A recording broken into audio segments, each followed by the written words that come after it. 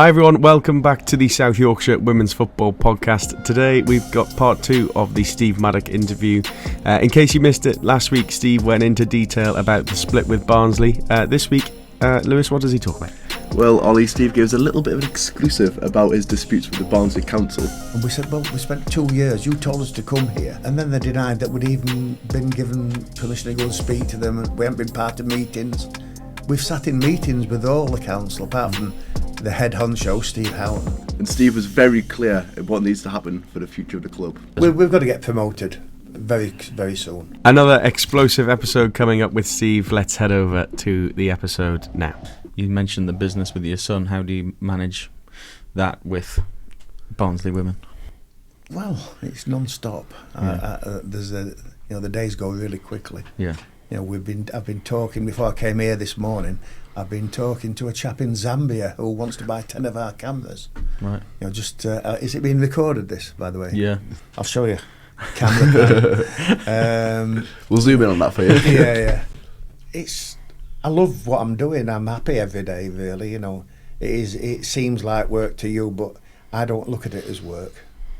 It's something I enjoy, and I just want us to get promoted once and get established there, and then I'd be very, very, I'll have achieved. I remember when I took over the job, speaking to the Chronicle reporter, Doug O'Kane. At that time he liked us because we wore Barnsley's badge. He's Barnsley through and through. He didn't really want to put us in the paper anymore because we haven't got the badge. And I said to him, 5 years' time, I said, you watch us go. And after 2 years, we were going to get promoted, and it was taken away from us. And it's been a slog ever since because all the other teams have caught up, financially, and it's but we'll get there.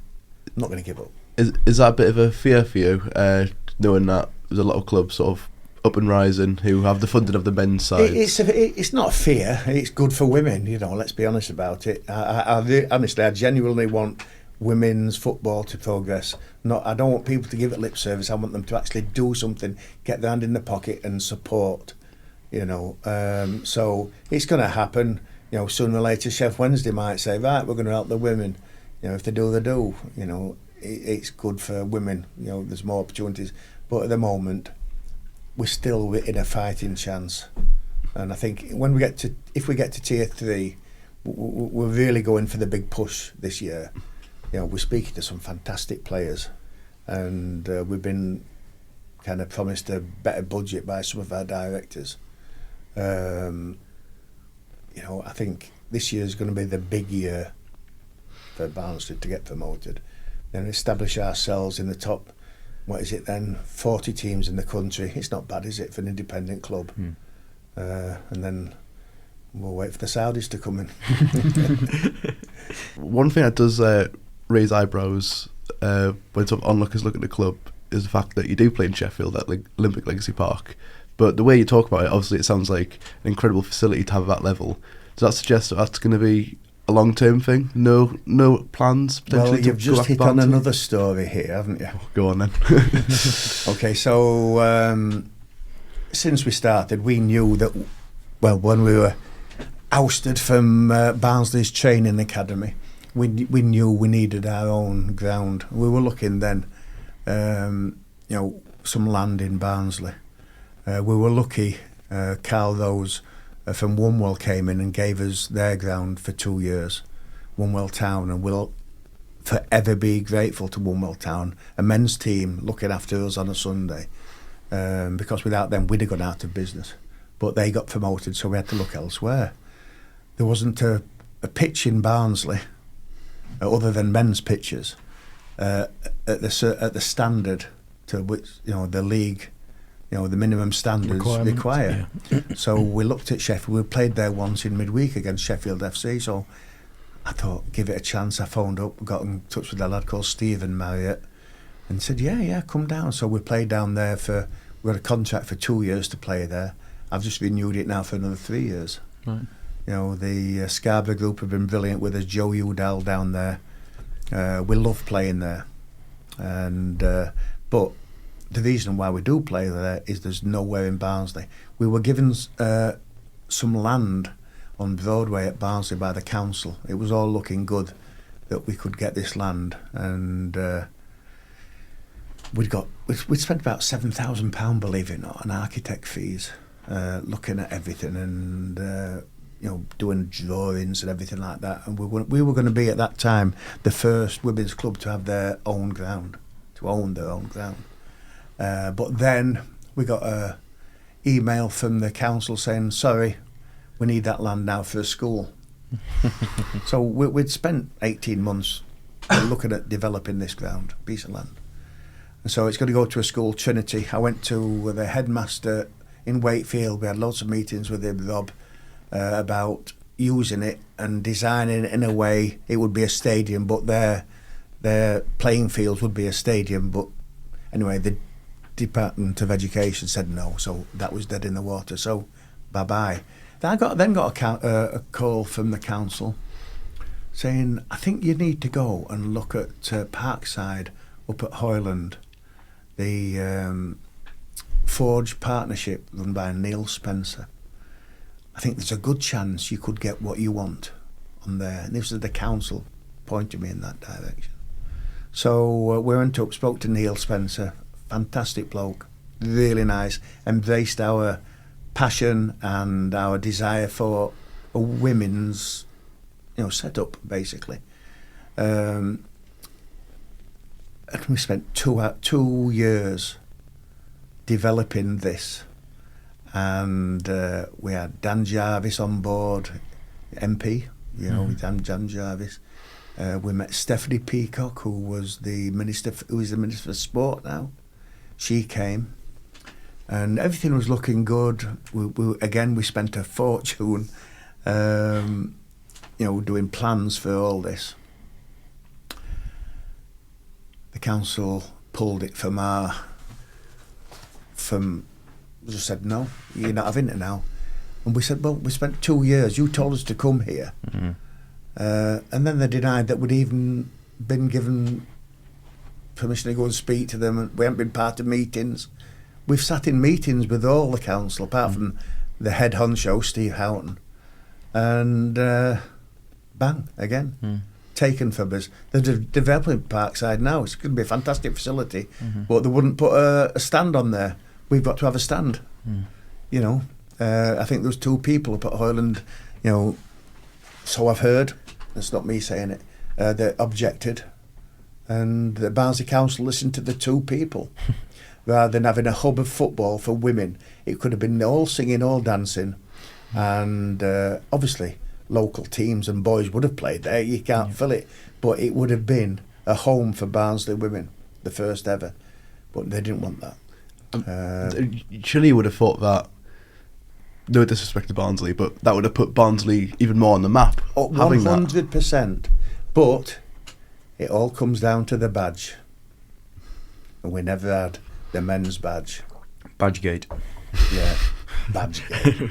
And so Barnsley women, they decided to set up a team with a little bit of help. They're now in Tier 4. I know a lot of their girls, a lot of our girls went to them, at the end of the season.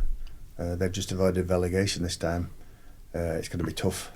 It's getting tougher. And if if Barnsley don't help them, monetarily, they're not going to, like a lot of teams, they're going to struggle, I think. I don't want them to struggle because I think it's healthy. I want more women to play football in Barnsley than anything. So if there's 2 teams, even better. It's up to people to make their own individual choices. So I've got no malice towards them at all. I want them to do well because, the women's game will flourish. But, so we were left with nowhere to play. In the past, all the facilities have all been built for men and boys' clubs. That's before women's football was even thought of. It was banned for 50 years, you know that, don't you? Yeah. So, endemically, all the pitches are taken by men. And so we have to get the scraps of what's available, women. Obviously, it was okay whilst we wore the men's badge, but once that, we hadn't got a ground, and so that's where we are now. We're just so grateful that we've got this place. But, we want to play in Barnsley, of course we do. But, we'll take second best, but it's not second best because it's a fantastic stadium and the brilliant people who were there, so we're proud to be there. Is there a plan for the future in terms of finding a sort of permanent place that you want to? Well, you've got another story. So I might have I've heard a few things from. Yeah, well, Lewis mentioned it before we met you. Yeah, well, he? Barnsley College. We obviously with Barnsley College, they've got 11 acres of land. Right. Which Is that on the site or is it's near the site? The 11 acres land at football pitches at the moment. Okay. So they'd be happy to work with us to develop that, but again, it's going to be money. So we're looking for people. I like every Saudi post on LinkedIn. I am friends with more sheikhs and people with, in Dubai and everything. I like everything in the hope that Barnsley Women's Football Club. We have got 11 acres of land. You can come in any time. Sheikh Mansour, you're welcome. We love you. So we've got the land there, but again, we'll have to go through Barnsley Council for the planning. Yeah. The land in Barnsley, not Qatar, just to... Yeah. I will go there as well. But, so we've got the land, but I'm hoping to meet with the principal again soon because he's had a meeting, evidently, with the leader of the council. So whether Barnsley Council would... But this is going to be a college, it's a college facility. It's going to have, again, we've spent a fortune. We've spent a fortune again doing architecture drawings and plans and things again. There'd be a stadium where us and the college would play. Then there'd be another all-weather surface where all the community could come and play, boys, girls, everybody. I'm guessing that a full stand would have to be built on this as well. It's not already there. No, there's 2 AstroTurfs. Okay. So that would be, the work donkey will provide, but the AstroTurf would be for big game, out the stadium would be for big games. There'd be classrooms in all of this, and we're looking for an indoor football centre as well. Right. So it's quite a big it job. Would be unbelievable. Yeah. If I was the leader of the council, I'd try and make it happen because it would put Barnsley on the map. It would give Barnsley College and the future students and everything. What a facility they could have. Yeah. And we're not asking the council to build it, but people know people who would help. Mm-hmm. There's a lot of rich people lived in Barnsley, and you go out. Do you want to make Barnsley better? Any Saudis in? Well, Barnsley? I don't know.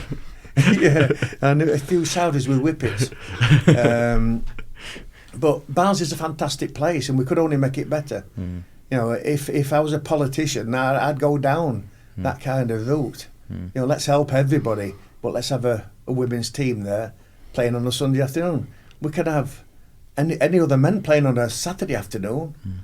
So it's not just going to be for us, but it would be a facility to be proud of, so we could train there and host functions and events and things like that, but so could the college. What are just quickly explain to the listeners what the sort of requirements are. Obviously a stand, is it one fixed stand is the requirement, and you wouldn't know the requirements. It's a never-ending story. The FA brought out quite minimum a few requirements, standards. right? Last year. Is facility our based and secretary things. Gary Birchall took 500 hours completing this. Right. Wow. We just passed it. You've got to get over 90%. Right. We know that there's a lot of clubs not even attempted to do it, and some of these are professional men's clubs. Mm-hmm. Haven't even done it, so there may be relegations and promotions that we've not even heard of yet. Right. Okay. There's a lot happening in the FA. The leader of the women's FA, Nick Frith, he's a bright guy. You try and contact him, he comes back straight to you. He's driving it forward, and some people saying that these minimum standards are just too much. I don't think they are. I think they're trying to improve the women's game. Because let's be honest, why should women settle for second best facilities? And second best, setups. Sets a standard, doesn't it? Yeah, they're setting standards, and we've done it. We're an independent women's club, as I keep saying, and we've done it. Yeah. Because we care. Yeah. So there's a lot of hoops to jump through, but we'll jump through anything that the FA, set us. But the only bad thing about I think the FA are trying to line all women's clubs with men's clubs, and I completely disagree with that. Mm-hmm. London City Lionesses, big shout out to them. Independent club, they've got this American lady with all the money, but they've done it without the millions and millions. I know the old chairwoman of London City Liners is Diane Culligan, because they wear Capelli. They're not sponsored by Capelli, but they wear Capelli. And, I'm really happy for her because she's put a lot of her own time into it. But, we've got Durham in the Championship, another independent women's club. Another local. Yeah, they've done really well. I'd love to meet their boss, women's, to see how he does it. But there are quite a lot. If you look in all the 4 tiers, there's a lot of independents still there, but slowly, but they're getting edged out because that's what they want. But whilst I'm in charge, they're not going to edge us out. In terms of specifically about the players, of course, in the men's game, every single day we see player X asking for a certain amount of money, manager asking for a certain amount. Is that something that you often encounter in the women's game, Barnsley players, or any all players? The time. The girls are expecting more. We had 2 girls leave us at the end of last season, not because they didn't like us, but they were offered so much more by other clubs, even at our level. And when you think about it, if they can earn that much, why shouldn't they? We can only pay expenses under HMRC, terms and conditions. That's all we can do. So, I don't know whether they pay tax or whatever they do, but none of our girls are taxed on their expenses because it falls under the threshold. But yeah, we obviously try and give them the best experience. That's all we can do. It's getting to a stage where we might have to start looking at contracts for players. And is that the next step up, do you think, if you are to go for promotion? Yeah, I think we're going to have to. More and more teams are doing it, and we probably will look at some contracted players. And but I don't really want to. It just causes another headache. But it's the way things are. So we've got to move with the times. We're not going to say we're not doing it. We've never done it. You can't live like that, can you? You've got to move with whatever's happening at the time and continue opening your horizon and your mind to what's happening. So adapting sort of. You've got to do. Yeah. You can't stay still. Yeah.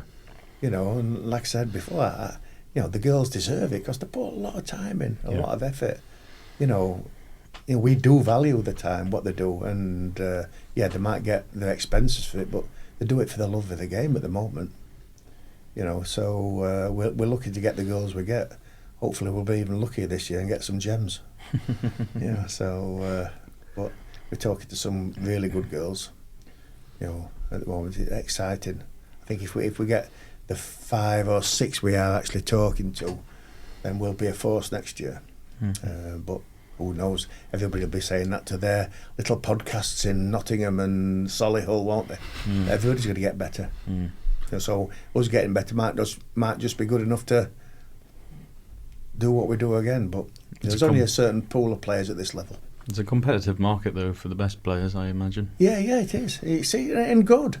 Yeah, you see guys in local leagues earning 250, 300, 400 £400 a game. In the men's game, in local football, regional, it might be regional, but it's football. It's fantastic, but it's a nightmare. We all love it, but it really does mess with everybody. Somewhere along the line.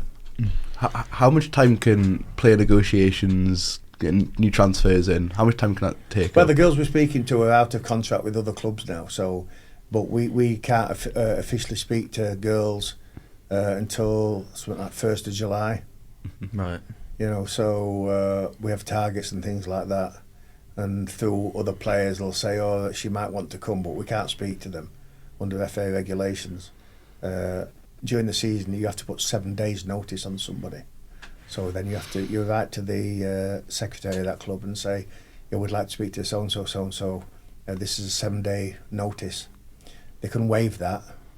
99.9% of the time, nobody waives it. But then we can speak to them. So, that's what it is. And then the county FA, if people break the rules, we go to the county FA and say, they broke the rules, and the county FA don't really do much because it's women's football, I guess. That's a big statement. Nothing against the county FA, but I don't think they realise how far the women's games come, Sheffield and Hallam, you know, and I'd like to see a bit more transparency and fairness between the men and women, even though, you know, there's us, up until last year, Doncaster Bells, Huddersfield Town, Barnsley FC, Sheffield United, all in the National League, way above any of the county FA men's teams. But they, you know, they're you know, this men's senior cup final, wow.